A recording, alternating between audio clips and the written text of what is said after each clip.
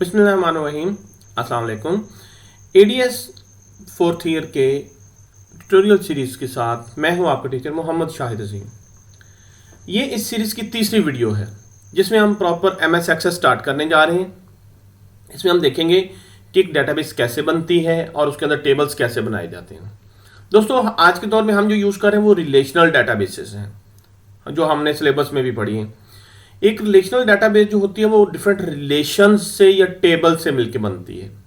तो आज हम यही देखेंगे कि हम कैसे डेटाबेस बनाते हैं और कैसे उसके अंदर टेबल्स क्रिएट करते हैं। तो हमने जो डेटाबेस मैनेजमेंट सिस्टम यूज़ करना है वो है एमएस एक्सेस। इसका कोई सा भी वर्जन आपने इंस्टॉल किया होगा। जब आप अपना एमएस ऑफिस इंस्टॉल करते हैं, Word, Excel, PowerPoint install करते हैं, तो साथ ही आपका एमएस एक्सेस भी इंस्टॉल होता है। तो आपके पास अगर ऑफिस 7 है तो एक्सेस 7 इंस्टॉल होगा, अगर 10 है तो एक्सेस 10 इंस्टॉल होगा। मेरे पास एमएस एक्सेस 10 है। अब सबसे पहले तो हम देखते हैं कि हम इसको खोल कैसे सकते हैं।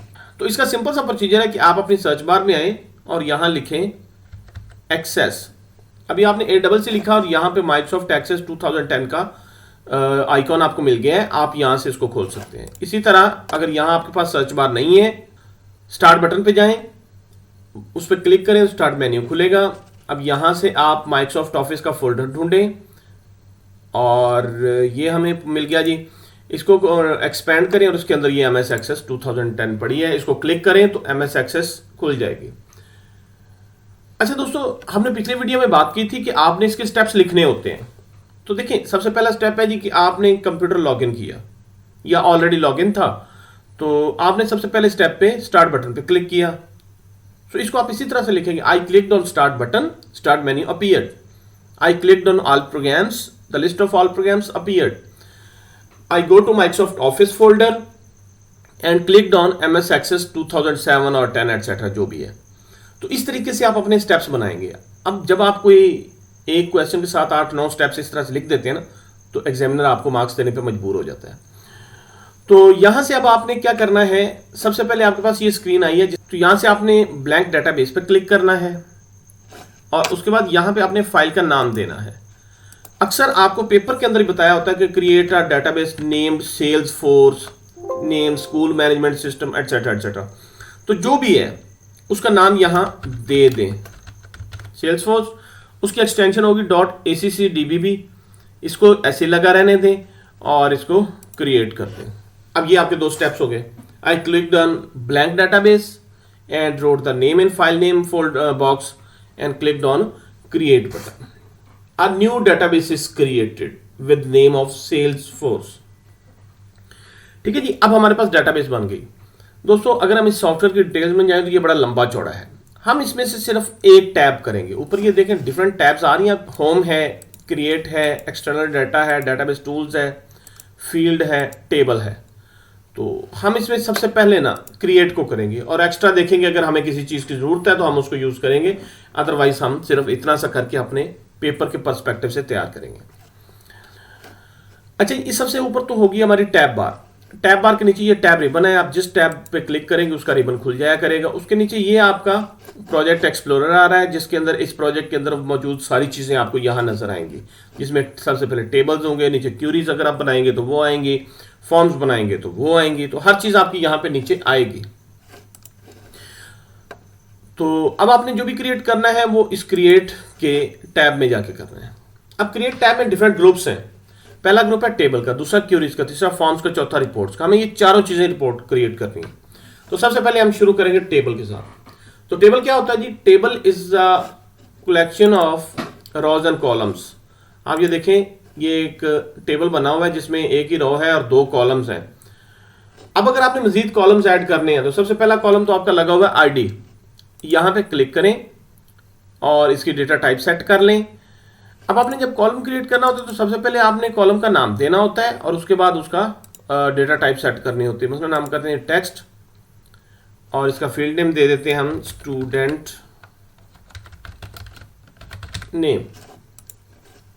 एक और क्रिएट करनी है, उसका होगा नंबर और वो होगा मार्क्स। इसलिए एक और क्रिएट करनी है तो क्लिक टू ऐड पे क्लिक करें और यहां से लिख लें डेट ऑफ टाइम और इसका नाम दे दें डेट ऑफ बर्थ। तो इस तरीके से ये हमारा टेबल बन रहा है। इसको हम कंट्रोल एस करके सेव करेंगे। ये हमसे टेबल का नाम पूछेगा तो हम टेबल का नाम दे देंगे स्टूडेंट, जो भी आपके पेपर में दिया हुआ है। आपको एक टेबल दिया जाएगा और कहा जाएगा कि ये वाला टेबल क्रिएट करें, तो आपने वो टेबल क्रिएट करना होगा। उसके अंदर आप देखेंगे कि कॉलम्स कितने हैं। आप जो कॉलम नेम ऊपर दिए होंगे वही कॉलम नेम यहाँ क्रिएट करेंगे। डेटा टाइप जो हैं ये 3-4 बड़ी कॉमन है जो हम यूज़ करते हैं। मसलन सबसे पहले टेक्स्ट, ये तब होती है जब आपने कोई टेक्सचुअल डाटा रखना होता है। मसलन स्टूडेंट का नाम है, एड्रेस है, फ़ोन नंबर है, CNIC नंबर है, ये सारे टेक्स्ट हैं। इस तरह नंबर के अंदर हम मतलब इस तरह का डाटा रखते हैं जो न्यूमेरिक हो, मसलन रोल नंबर, एज, मार्क्स, इस तरह का। इसके बाद डेट एंड टाइम के अंदर जहां डेट्स हों तो वो रखते होते हैं। ऑलमोस्ट ये 3 के साथ ही हम ज़्यादा काम करेंगे, हमें किसी और की ज़रूरत नहीं पड़ेगी। तो आप इन 3 को ज़हन में रखें, नंबर, टेक्स्ट और डेट एंड टाइम। तो आप ये देख भी लें, क्लिक ऐड हमने जब किया, text, number and data time, ये 3 के साथ आप सबसे ज़्यादा काम करेंगे। लेकिन इसके अलावा भी हैं, मतलब करेंसी है, इसमें आप करेंसी वैल्यू रख सकते हैं। येस एंड नो है, ये बुलियन होता है, जब आपने कोई येस नो में चीज़ लेनी है तो वो आप कर सकते हैं। इस तरह रिच टेक्स्ट है, ये काफ़ी लेंथी टेक्स्ट जाएगा। इस तरह मेमो है और ये डिफरेंट है। हमारा ताल्लुक ये पहले 3 से ही रहेगा, टेक्स्ट, नंबर और डेट एंड टाइम। तो दोस्तों ये था पहला तरीकेकार एक टेबल बनाने का। अच्छा, इसी तरह हमने कोर्सेज की एक टेबल बनानी है। तो आप ये क्रिएट के नीचे आए, ये एक टेबल के रिबन के अंदर ये सबसे पहले पढ़िए टेबल, इस पर क्लिक करें, एक नई टेबल क्रिएट हो जाएगी टेबल 1 के नाम से। अब एक टेबल जो होती है इसके 2 व्यूज होते हैं, एक होता है डिजाइन व्यू और एक होता है डेटा शीट व्यू। ये डेटा शीट व्यू के अंदर क्या होता है कि आप अपना डेटा एंटर करते हैं।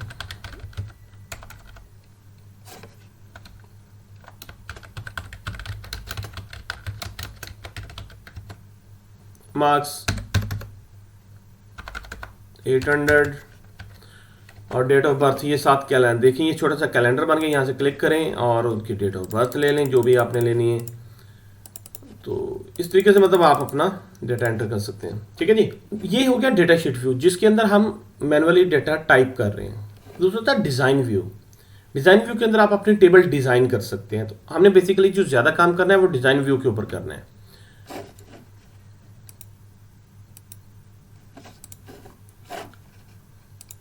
अब डिज़ाइन व्यू में हम कैसे जा सकते हैं? तो आप जिस टेबल को डिज़ाइन व्यू में खोलना चाहते हैं उसके ऊपर राइट क्लिक करें, ये सबसे ऊपर आ रहा है डिज़ाइन व्यू। डिज़ाइन व्यू पे क्लिक करें। अब वो टेबल का नाम आपसे पूछ रहा है, तो आप कहते हैं जी कोर्सेज। तो आप कहते हैं जी कोर्सेज, इसको ओके करें। एक कॉलम बाय डिफॉल्ट लगा हुआ है, आप इसको चेंज करना चाहें तो कर सकते हैं। उसमें आप कहते हैं जी, उसने लिखा हुआ आईडी, आप करें इसे कोर्स आईडी। सबसे पहले आपने फील्ड का नाम देना है, ये आपके कॉलम का नाम होता है। उसके आगे उसकी डेटा टाइप। ये जो आईडी होता है ना, ये जो प्राइमरी की होती है, इसको हम देते होते हैं ऑटो नंबर। ऑटो नंबर का मतलब क्या है कि इसके अंदर जब डेटा एंटर होगा ना तो आईडी की वैल्यू ऑटोमेटिकली जो है वो इंक्रीज होती चली जाएगी। जैसे हम इसके अंदर डेटा एंटर करके देखते हैं। तो कोर्स आईडी हो गया, ऑटो नंबर। उसके बाद हम करते हैं कोर्स नेम। फ्रेंड्स, एक चीज का ख्याल रखना है, फील्ड नेम के अंदर आपने स्पेस नहीं देनी। वेरिएबल नेम में या कॉलम नेम में स्पेस नहीं होती। अच्छा, अब नाम जो होता है वो किस टाइप का होता है जी? वो टेक्स्ट टाइप का होता है। दोस्तों, जब भी आप किसी भी कॉलम को क्रिएट करते हैं, मतलब मैंने 2 कॉलम्स क्रिएट किए हैं, कोर्स आईडी, कोर्स नेम। मैं इसका भी तो आपको सेव करके दिखाता हूँ। हम यहाँ से इसको बंद कर देते हैं, क्लोज, इसको भी क्लोज कर देते हैं और यहाँ से अपनी कोर्सेज की टेबल खोल लेते हैं।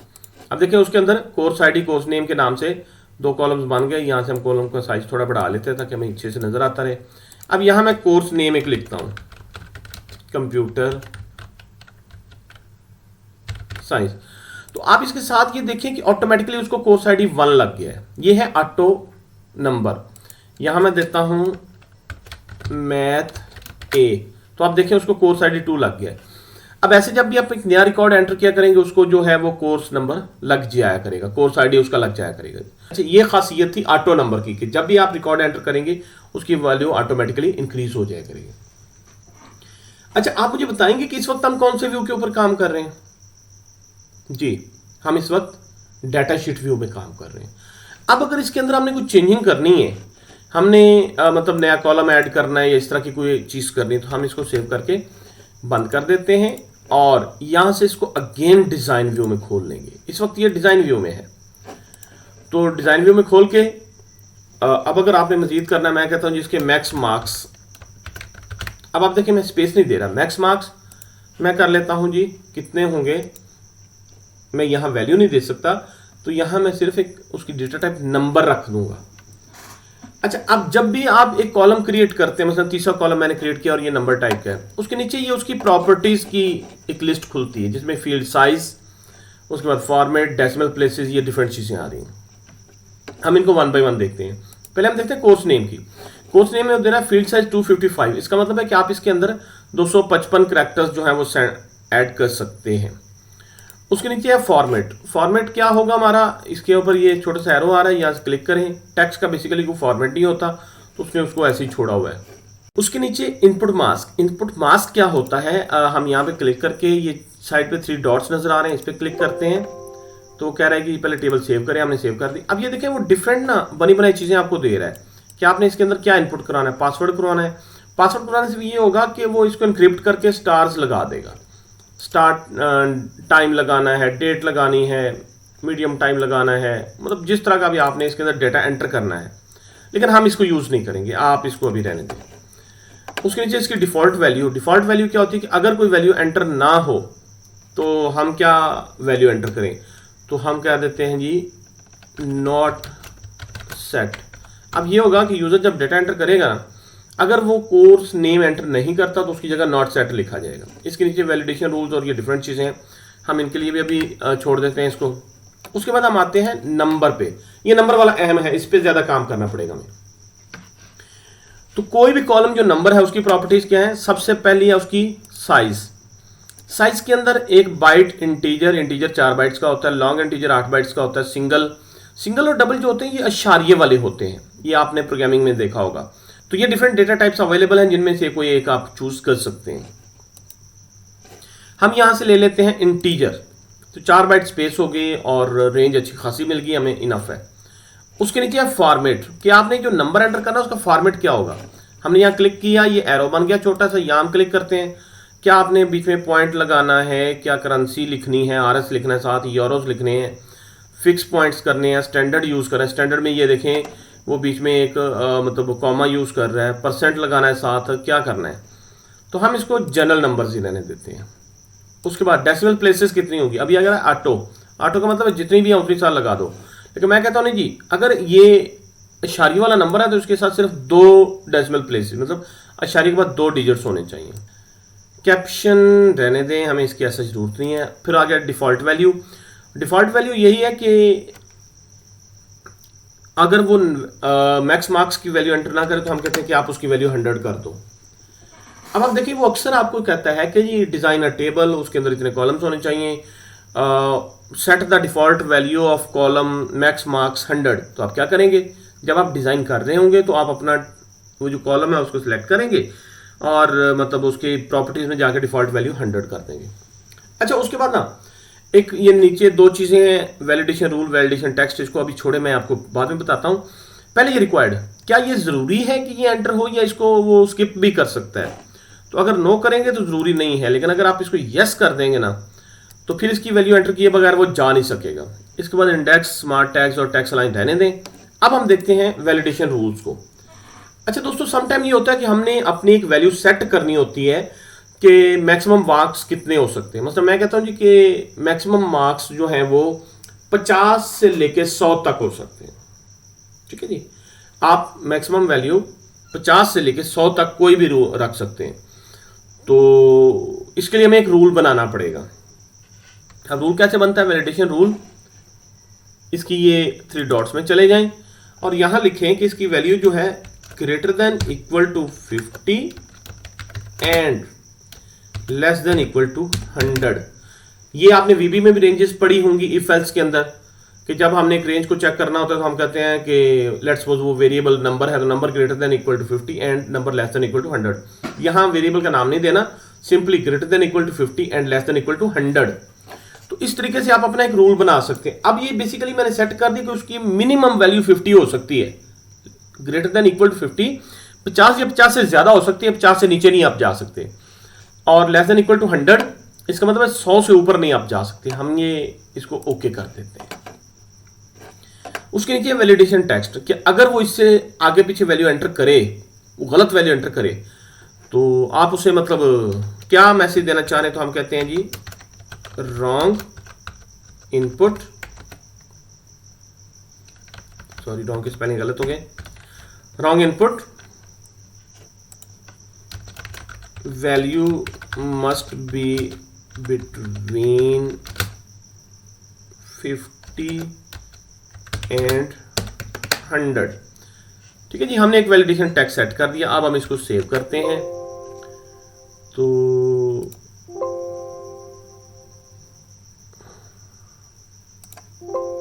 वो कुछ प्रॉब्लम्स आए जो हमने पहले डेटा एंटर किया हो ना, वो रूल्स को वायलेट कर रहा है। तो हमने इसे सेव किया और इसको हम बंद कर देते हैं। अब हम कोर्सेज की टेबल को खोलते हैं। तो अब हम क्या करते हैं, हम एक नया रिकॉर्ड एंटर करते हैं। तो हम कहते हैं जी कंप्यूटर साइंस। अब आप दो चीजें देखें, पहले नंबर पे तो उसने उसको कोर्स आईडी लगा दी, दूसरे नंबर पे उसके मैक्स मार्क्स उसने 100 रख दिए ऑटोमेटिकली। अगर आपने चेंज करने हैं तो कर लें, अदरवाइज वो 100 लगा देगा। उसके बाद आप करते हैं जी मैथ ए, और इसको आप 100 ही देते हैं। आप नीचे करते हैं मैथ बी, ये भी 100 ही है। तो मतलब इस तरीके से आपकी थोड़ी लाइफ आसान हो जाती है डिफॉल्ट वैल्यूज की मदद से। अच्छा, अब हम एक ना वायलेशन करके देखते हैं। हम कहते हैं जी बायोलॉजी, और इसके मार्क्स होंगे 150 एंटर करके मैंने एंटर का बटन प्रेस किया तो उसने वो हमारा मैसेज दे दिया wrong input value must be between 50 and 100। जी फ्रेंड्स, ऐसा क्यों हुआ? हमने एक रूल बनाया था कि ये जो मैक्स मार्क्स वाला वेरिएबल है, ये जो मैक्स मार्क्स वाला कॉलम है, इसकी वैल्यू जो है वो 50 से 100 हो सकती है। अब हम वैल्यू दे रहे हैं 150, हम रेंज से बाहर जा रहे हैं। तो नीचे हमने यही वैलिडेशन टेक्स्ट सेट किया था, wrong input value must be between 50 and 100। उसने हमें वो उठा के दिखा दिया कि आप वैल्यू गलत एंटर कर रहे हैं, ये जो वैल्यू है ये 50 से लेके 100 के बीच में होनी चाहिए। हाँ जी, उम्मीद है इस चीज़ की समझ आ गई होगी। अगर कहीं समझ नहीं आई तो मुझे कमेंट्स में बताइए या मेरे व्हाट्सएप ग्रुप के ऊपर मुझे मैसेज कीजिए, लिंक नीचे डिस्क्रिप्शन में मौजूद है। अच्छा जी, हम आते हैं वापस क्रिएट पे। तो मतलब पहले हमने किया था क्रिएट और टेबल, अब टेबल डिजाइन। तो आप क्या करें, पहले जाके वो ख़त्म करना पड़ेगा, हमने जो गलती की हुई है। इसको मैं 50 कर देता हूँ और सेव कर देता हूँ और ये सारे क्लोज कर देता हूँ। अच्छा, हम क्या क्रिएट पे क्रिएट टेबल डिज़ाइन, देखिए ये वही चीज़ है। पहले हमने टेबल बना के फिर उसके डिज़ाइन व्यू में खोला था, ये आप डायरेक्ट डिज़ाइन में जा रहे हैं। तो आप यहाँ पे वही वो नाम दें, आईडी टेक्स्ट एम्प्लॉय नेम,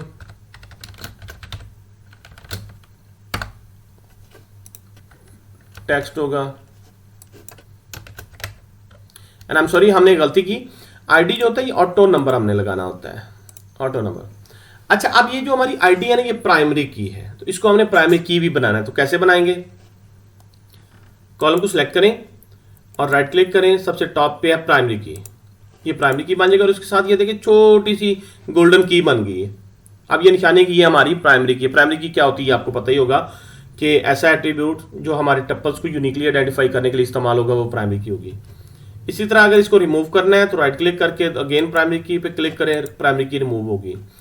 इसको आप ऐसे भी कर सकते हैं कि क्लिक करके यहाँ ऊपर ये रिबन में देखें प्राइमरी की लिखा आ रहा है, यहाँ क्लिक कर दें, तब भी ये प्राइमरी की बन जाएगी। इसके बाद इस टेबल को सेव करें, कंट्रोल एस दबाएं। जब वो सेव के ऊपर आप कंट्रोल एस दबाएंगे या सेव के बटन पर क्लिक करेंगे तो वो आपसे टेबल का नाम पूछेगा, आप यहाँ उसको नाम दे दें EMPLOYW। ओके, तो ये टेबल आप देख लें इस साइड पे आ गई। अब तक हमने 3 टेबल्स बनाए, एक स्टूडेंट का, स्टूडेंट हमने अपनी मेन शीट के अंदर ही रहते हुए बनाया था। उसके बाद कोर्सेज का हमने यहाँ से टेबल के अंदर जाके बनाया, और तीसरा है एम्प्लॉय का हमने टेबल डिज़ाइन की मदद से बनाया। अच्छा दोस्तों, इसके साथ भी वही वो नीचे प्रॉपर्टीज आ रही हैं, आप वही वो फील्ड साइज, उसका जनाब maximum value, minimum value, caption, ये वो सब कुछ जो है वो सेट कर सकते हैं अगर आपको ज़रूरत है तो। अगर उसने क्वेश्चन में आपसे कहा है कि मिनिमम मैक्सिमम वैल्यू सेट करें, तो आप वैलिडेशन रूल में जाके ग्रेटर देन इक्वल टू करके और लेस देन इक्वल टू करके मिनिमम या मैक्सिमम वैल्यू सेट कर देंगे। और फाइनली आप कंट्रोल एस दबाएंगे, या डाटा सारा सेव हो जाएगा और इसका आप प्रोसीजर राइट करेंगे। जी तो दोस्तों, कैसा लगा आपको ये लेक्चर? उम्मीद है पसंद आया होगा, कुछ थ्रिलिंग सा, कुछ नई चीज़ें आपने देखी। तो अगर आपको ये वीडियो पसंद आई है, इसको लाइक कीजिए, कमेंट में अपनी राय बताइए, अगर कोई बेहतरी सजेस्ट आप करना चाहते हैं तो वो भी कीजिए। इसको अपने दोस्तों के साथ शेयर कीजिए ताकि वो भी इससे फ़ायदा उठा सकें, और चैनल सब्सक्राइब करना ना भूलिएगा। इंशाल्लाह जल्दी मिलते हैं हम अपने नेक्स्ट लेक्चर के साथ, जिसके अंदर हम क्यूरीज या फॉर्म्स बनाएंगे और हम मज़ीद सीखेंगे कि MS एक्सेस के अंदर हमने क्या करना है। तो मिलते हैं जी जल्दी इंशाल्लाह, तब तक के लिए अल्लाह हाफिज़।